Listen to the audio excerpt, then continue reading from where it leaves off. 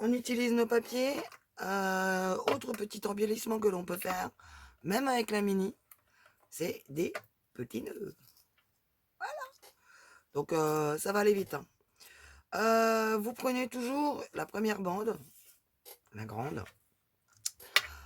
qui va constituer le nœud, donc qui va être repliée sur elle-même. Vous prenez toujours un chiffre divisible en 2, tout simplement. Et donc là, donc j'ai pris une bande de 8 cm, donc je me mets à 4, ici, et je perfore.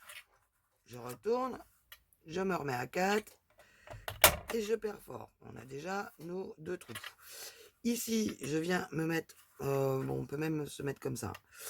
On peut se mettre à 8, hein, du coup, parce que c'est assez long. Mais sinon, on vise le milieu, hein, ici, tout bêtement. Ici, de l'autre côté, on retourne, on fait pareil ici. De l'autre côté. Et voilà, on a la première base de notre nœud papillon. Ensuite, vous avez pris un morceau de 8 là, donc ici vous allez prendre un morceau de 6 environ. Voilà. Et vous allez tout simplement, en fait, par sa moitié. Donc là, moi, il fait. Ah bah merde, il fait 5,5. Et ben on va le mettre à 5. Parce que sinon, je vais être enquiquiné. Non. On prend toujours un chiffre qui est divisible en 2. C'est tellement plus facile. On n'a pas besoin de se prendre la tête. Donc 5,5. Oh, 5, j'ai dit. Donc je repère mes petits points dessus. C'est le coup.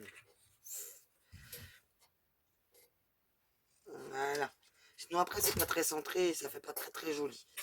Donc maintenant on est à 5, on est d'accord? Oui. Donc là on perfore pas au bout, on va se mettre donc là je suis à 5, donc à 2,5. On perfore au milieu, on retourne 2,5 toujours au milieu. Ici on vient se positionner comme ceci et on vient centrer par rapport à notre punch.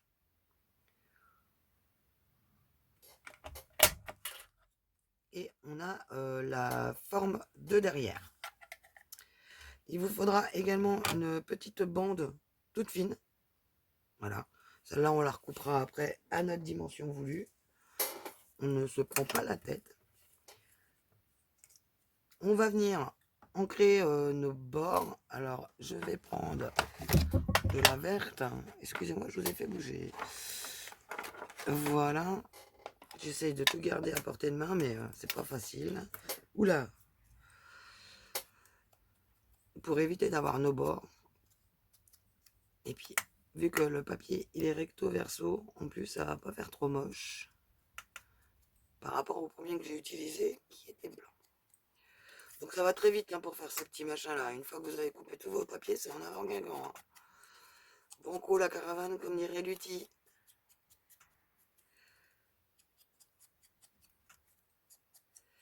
Et voilà, on utilise nos encres, nos chutes. Et on fait des jolies petites choses toutes simples qu'on ne pense plus à utiliser en fait. Alors celui-ci, moi j'ai décidé qu'en fait ça allait être les petits points qui allait être mis en avant. Donc je vais venir casser un peu mon papier dans ce sens-là une première fois. Je le retourne, je fais pareil de l'autre côté. Puis je le reprends là et par le milieu, je viens le recourber sur l'extérieur. C'est le même principe que les fleurs et ça lui donne en fait la forme comme ceci. Celui-ci, c'est tout bête, vu qu'on le replie derrière, on vient le travailler sur toute sa longueur et il va se replier tout seul. Il va prendre la forme tout seul. On n'y va pas non plus comme une brute, vaut mieux passer plusieurs fois. Tout simplement, ça casse la fibre du papier. Voilà. Ici, on prend un petit point de colle, on en colle au milieu et on vient, hop, hop, se mettre dans les creux. Tout simplement. Il y a rien de compliqué à faire. C'est juste qu'il faut y penser, tout simplement. On a notre mini Norikiki, donc il est vraiment pas grand, hein. On va venir le prendre, hop, là où on a la jointure derrière, on lui met de la colle et on vient le positionner sur deux marques. Voilà.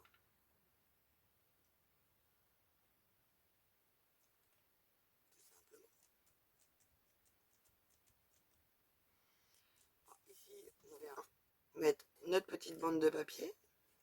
Je sais pas si celle-ci elle serait plus fine. Non. Et on va venir positionner notre papier comme ceci.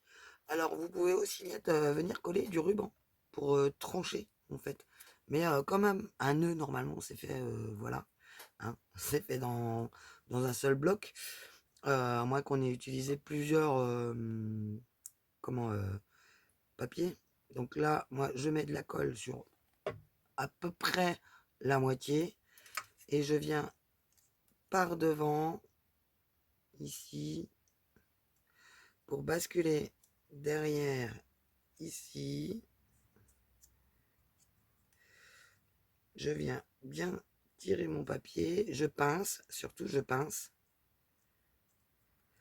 Ici, je le replie. Je vois à peu près ce qu'il y a en trop. Voilà. Hop, à quelques millimètres, on va dire 2-3 millimètres, je coupe avant. Parce qu'après, enfin, plus loin, ça se verrait. Et avant, ça ne tiendrait pas. Un petit point de colle. Et hop.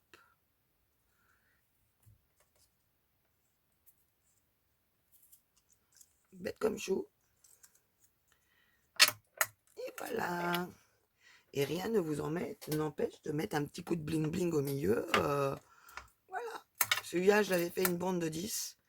Et la bande là était de 8. Non, de 6, pardon. Donc voilà, et ça vous fait des petits embellissements. Si vous voulez les offrir, vous avez juste à mettre un coup de... comment ça s'appelle déjà? Un glue dot. Voilà. Et vous les positionnez sur des papiers, vous les mettez dans les pochettes comme on a fait dans une vidéo précédente décorée. Et puis la personne qui reçoit, bah, ça lui fait fortement plaisir de recevoir des petites cochonneries comme ça. Ou tout simplement, vous savez, on a des pailles. Voilà. Imaginez que c'est un crayon à papier. J'en ai un là. Et ben vous venez, là, celui-là, il serait parfait. Vous venez lui coller deux petits nœuds comme ça, bah, de la même taille, hein, évidemment, de chaque côté. Et vous pouvez le mettre dans une pochette ou une boîte, ce serait plus adéquat, dans une pochette ou une boîte, et puis l'offrir à une personne, un joli crayon à papier qui est décoré, qui est customisé. C'est des exemples.